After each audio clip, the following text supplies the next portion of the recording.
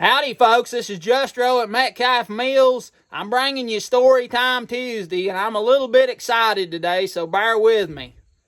It's not my typical story, but you'll see what I'm talking about. Hope you enjoy it. Well, it's getting chilly up here in the mountains. Down to about 39 this morning. It's about time to build a fire in the stove. I look forward to that time every year. Fall's here, the leaves is turning brown and falling off, starting to cover the ground. It's harvest time, and it's also story time. Story Time Tuesday. But today I'm not going to tell you one of my regular stories. I'm going to tell you a story about this past weekend. I got invited to go over to the Back to the Land Festival over in Tennessee, and had a real good time. I thoroughly enjoyed it, met a lot of lovely people, and just had a good time. I was over there on Saturday. I took the new mill and I run it pretty much all day on Saturday. It done real good. I got to make one little adjustment on the feed shoe to where it feeds more steady and constantly. But I mean, this is the first one. It's my first prototype, so it ground all day, ground some nice cornmeal and grits, and I got to get some run time on this unit and kind of feel it out, some R&D. It was a real nice event. They had a lot of people demonstrating. Billy and William was there from Permapastures, as well as a bunch of other people. Their friends from Grumpy Acres Homestead was there. Hacks for the Homesteader was there. I got to meet them and spend some time with them. Nicole Sauce from Living Free in Tennessee, and Mama Sauce. Just a bunch of good people. And I could name a lot more of you. I enjoyed it so much. And I thank everybody, Daniel Amick and his family, for hosting this on their farm. I just wish I could have got there earlier and spent more time, but oh well, that's the way it goes. But I've got some video clips from that event that I wanted to share with you.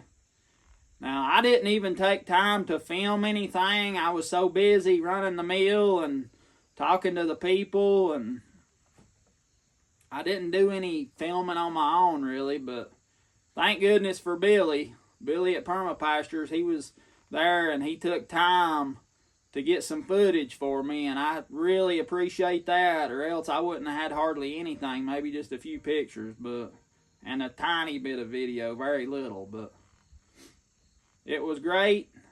Really appreciate Billy for getting that.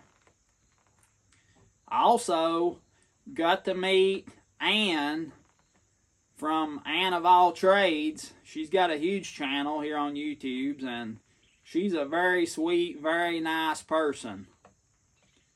A lot of times I've heard when you meet people with big YouTube channels, they're not the same as they are on YouTube. I can't say that about anybody I've met. I've got some friends that have big channels, and they're all just wonderful people. They're no different, in my opinion, on the life as they are in life, or on the channel as they are with their personal life off the channel. So, and Ann is sure one.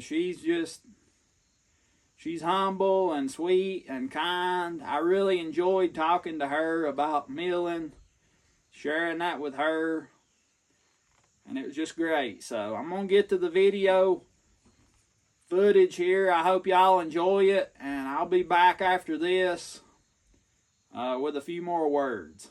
My life, I first started going to the grain mill in the 1940s with my dad. My dad is really who I need to thank for getting me interested in grain mills, because growing up, he told me stories about going to the mill with my grandpa. 15, got it working, learned a little bit about dressing millstones, and I've loved it ever since. This mill is a dream of mine I've had for a long time to build, and here it is. About 15 years I've been thinking about this. The smaller they are, the faster you have to run them to make them work right. You gotta have that surface area to get that grinding done. See, when that grain of corn goes down in these stones, it makes about 2 circles around before it comes out on the outside of them stones. So you need that surface area to get that grinding done. This particular mill, I didn't really keep up with time because I try things, and now that I know what I want to do, I'm going to keep up with time on the next one. But these posts on this mill right here, they're old porch posts off of the old house on this. It's going to separate out your flour and your cornmeal and your grits off, so you can get what you want. What's that look like, Justin? So I can get it.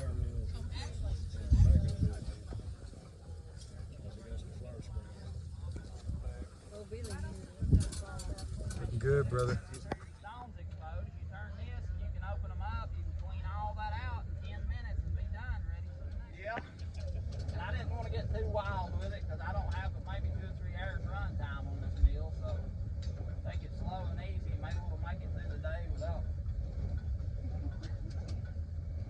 I'm glad I came to your first presentation. I don't know if you call it a presentation or not. Maybe the next is like a mill. You adjust with this. It adjusts the beam tree on the bottom is a lever. So when you adjust, it raises up and down on that spindle shaft, which raises that runner stone up and down. And you know, if you're real close, you're going to get fine flour out of it. And if you raise it up, you're going to get cornmeal, or raise it on up and you get chicken feed. Just crack your grain. Either screen, it's going to grate out like flour, cornmeal, grits, and sometimes when you grind fine flour, you can sift that flour out, and you can take the coarser stuff and run it back through again and get more flour out of it. That's just kind of the nature of it. And with a mill of this type, that runner stone is on top. Grain easier, and you get a better product and everything else.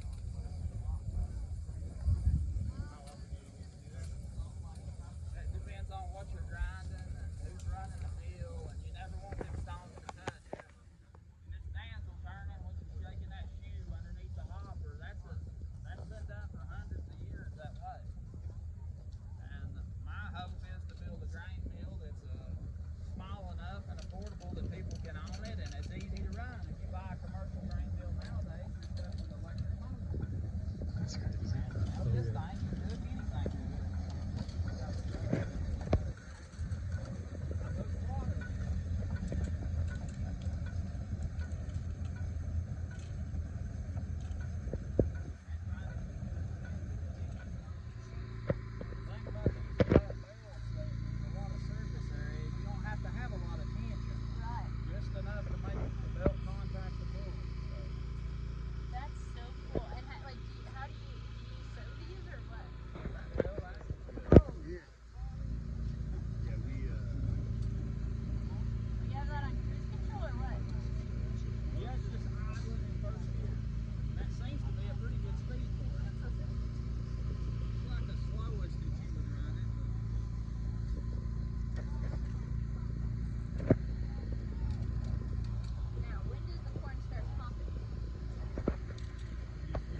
I know, honestly, because I've been watching you for a long time, I figured you'd really dig this. Yeah. And of course, he's the most modest dude in the world, but how cool would it be if you were showing Ann how to dress a stone? Well, this is the bush hammer, and what this does, it takes the stone down a lot more because you got so many different contact points. Yeah. So right here, you'll have a liquid. Oh, and you said that these are milled smooth when you get them, right? Yeah, it's all slick, like a polished tombstone. Is And what what kind of rock is this? This is some kind of native granite. My dad found this stone somewhere and gave it to me. I don't know where it came from or what type of stone it is or anything. And so as you're dressing the stone, you could like, dress and dress and dress until it's like a wafer thin, right? Yeah, on the bed stone. On the runner stone, they need to be real heavy because the weight is what does the grinding. Sure, If you get too much grain in there, it will cause the stone to float. Okay. So when a stone starts floating, that's when they would get rid of it and get a new stone. Okay. The more weight you got, the better. Fascinating. But here I pecked a little bit. See how rough that is? You feel that Yeah. compared to this? Yeah. That's what you want. And that's what you like revealed it here. So is there any does any of this then grind into the flour? What you do is I'll grind about 50 pounds of grain after I dress. That purges all the flakes out of the stone, so Yeah. you don't get any in your finished product. Okay. That's so dang cool. So like show me what you would do to dress this. With your safety screens, I can stand back far enough that you can. I think I might have there's some stones. It's called French burr stone. It's from the Marne Valley in France. Yeah? It's the hardest stone and deemed the best for grinding wheat, hard grains for flour. Okay. When you dress that stone, I've dressed for a while and flakes come off of it. It's so hard and the flakes are so sharp, my hands will look like little spider webs of blood where that Oh wow. it shoots in. And that's an old thing they used to say they would say you have to prove your medal if you're traveling around claiming to be a stone dresser, and they said, well, show me your medal. So you pull your shirt sleeves up, and the stone dressers, you could see speckles in their skin. That's how they proved that it didn't mean that they was good at dressing, it meant they had experience. That they in had dressing. done it. Yeah. Well, like I was saying, the smooth parts, we just want to, when I dress for cornmeal, I mostly use this bush hammer, but you just tap, and you want to rough that up about like real coarse sandpaper. And you don't want to hit too hard. It's very light taps. You can see there how rough that is. Yeah. So like if you're dressing more of a fine dress for grinding really fine flour, you'll use the milking. And the old stone dressers were so good, they could put up to, I think it was 64 cracks in an inch with one of these hammers. So 1/64 of an inch. Exactly, every time. yeah. But you got to have a real sharp hammer. I can't imagine doing that. But they do the same thing. They just put cracks and come all the way across. And you have to, what you really want to do is get a bist, which is like a sack of grain or bran. You want to lay down so that you can keep that hammer exactly where it needs to be when you're dressing that fine of a dress. Yeah. But it's, so I don't know exactly on this stone. So you want these two stones to be as close together as a sheet of paper without touching. I don't know exactly what needs dressing, so I take red food color. I paint both stones. Yep. I let it dry, put it together, let the stones touch. That's the only time you want to let stones touch. Let the stones touch, take them apart, so that reveals the high spots. Unreal. The food color is gone where the high spots are. Then I know exactly where to dress very lightly, and I keep doing that until they're perfect. Now, would a lazy stone dresser just like slide it a little bit to try to even it out a little bit?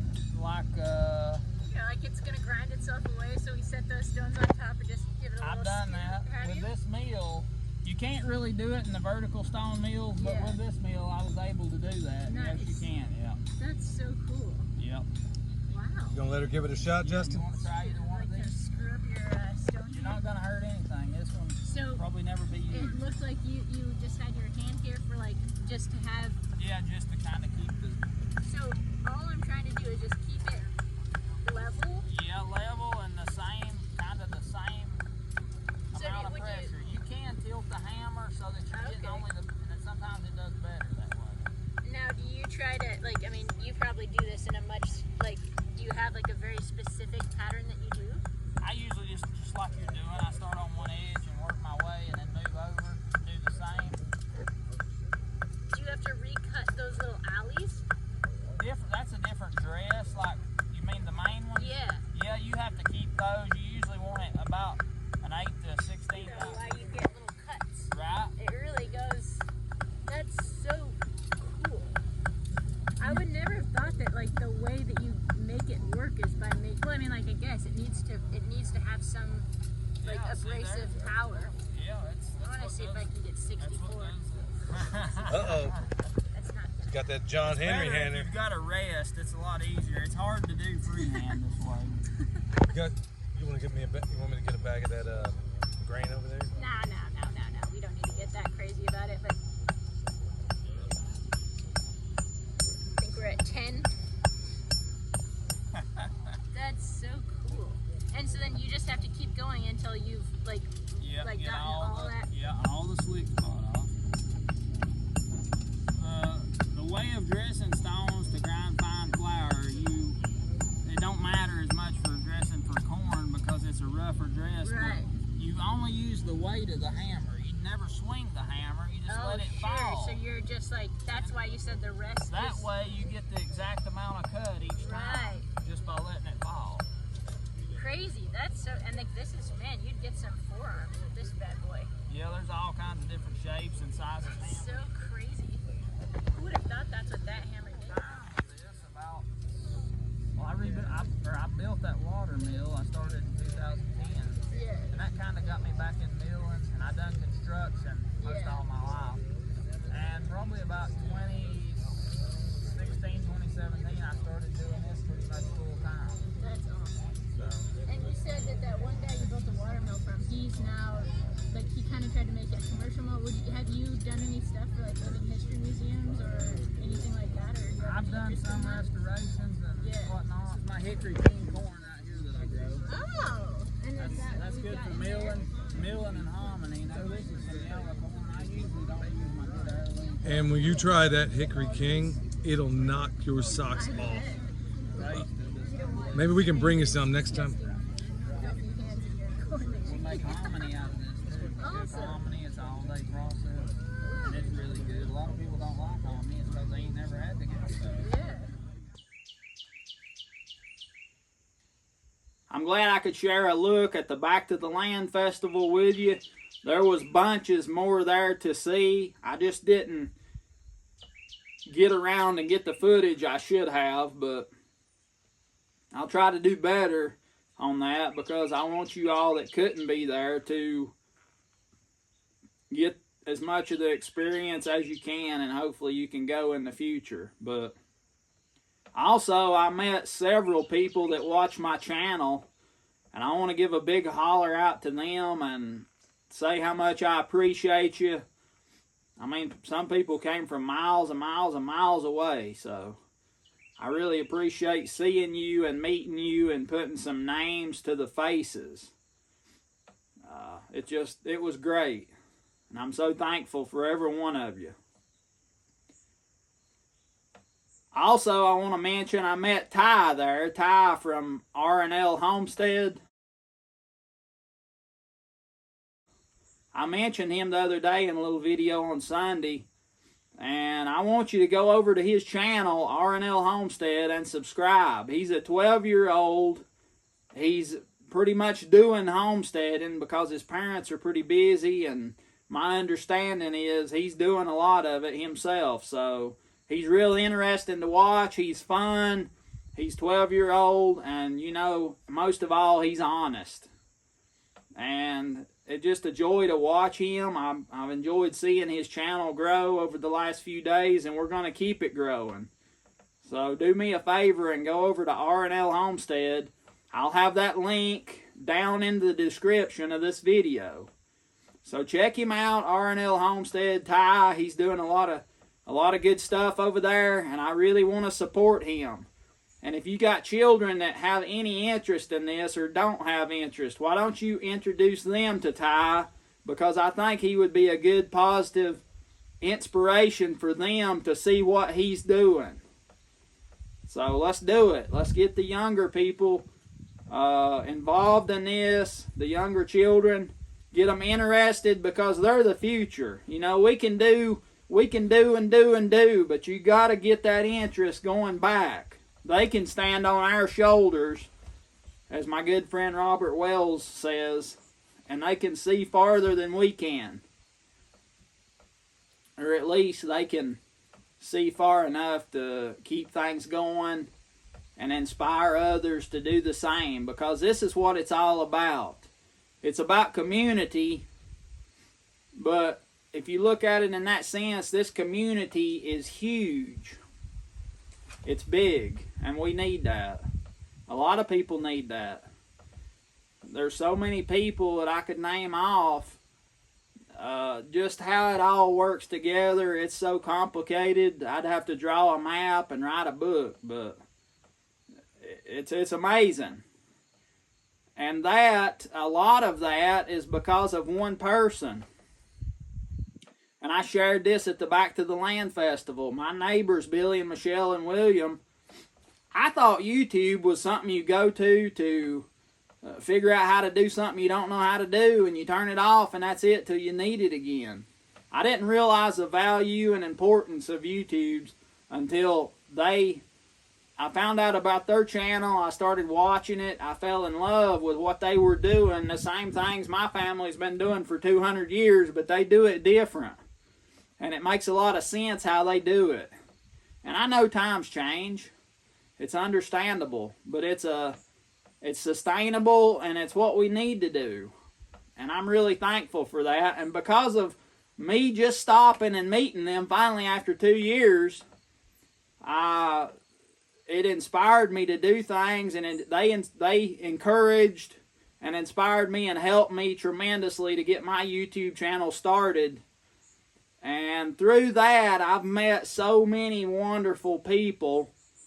And from what I've been told, I've helped and inspired and encouraged a lot of people. And that just comes right back to me because you all have helped and encouraged and inspired me. And it's this time in my life, you know, God's timing in all this was just perfect in my life, because